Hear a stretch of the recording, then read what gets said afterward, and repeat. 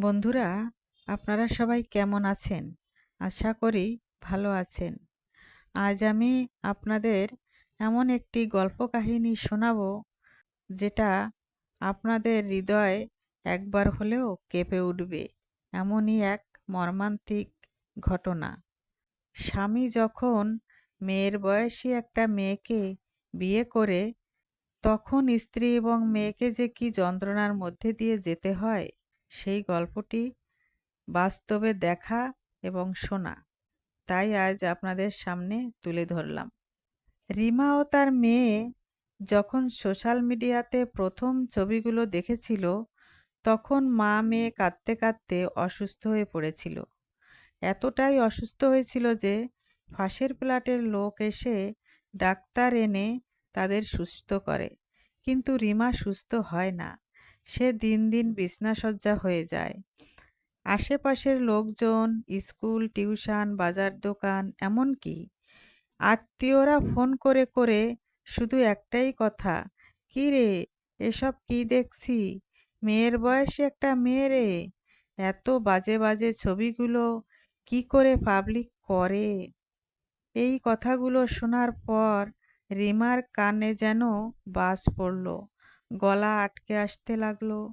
বুকের ভিতর একটা যন্ত্রণা শুরু করলো। সে যে কি যন্ত্রণা, এটা কাউকে বোঝানো যায় না। শুধুমাত্র যার সাথে হয় সেই বোঝে।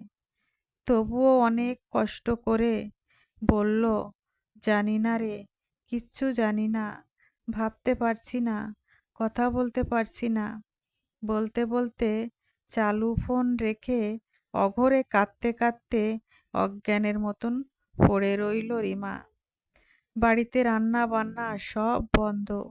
শুধু একটাই ভাবনা, লোকে কি বলবে, কি ভাববে, কি বলবো সবাইকে।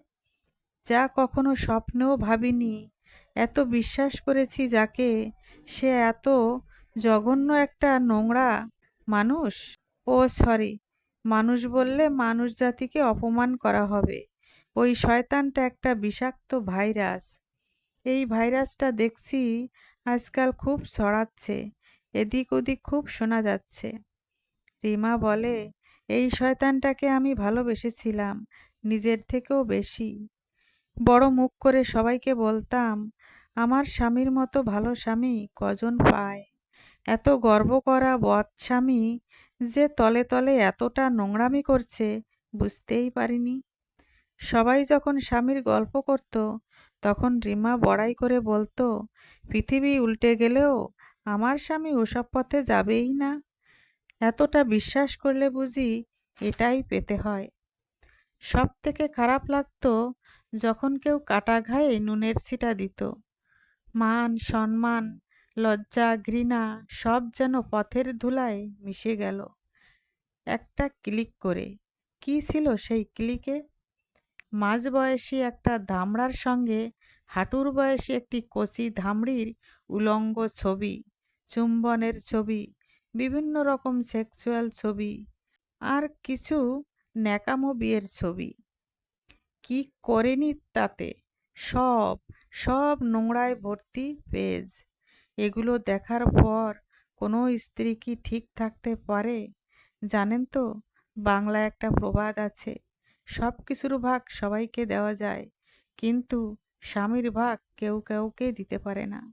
এটাই সত্য, আর এটাই বাস্তব যে বিয়ের কিছুদিন পর খুব জোর একটা বাচ্চা হলো, তারপর আর স্ত্রীকে ভালো লাগে না, কারণ স্ত্রীর বডি পার্টস লুজ হয়ে যায়।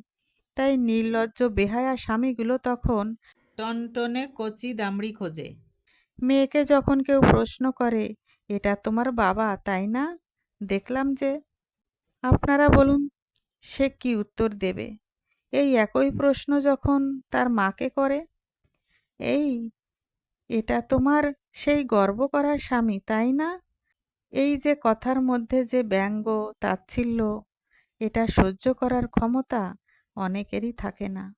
তখন যদি সেই নারী পৃথিবী ছাড়ার পথ বেছে নেয়, সেই দায় কার? কোথায় যাবে ওই দুঃখিনী নারী? থানা, কোর্ট, সবেতেই প্রশ্ন।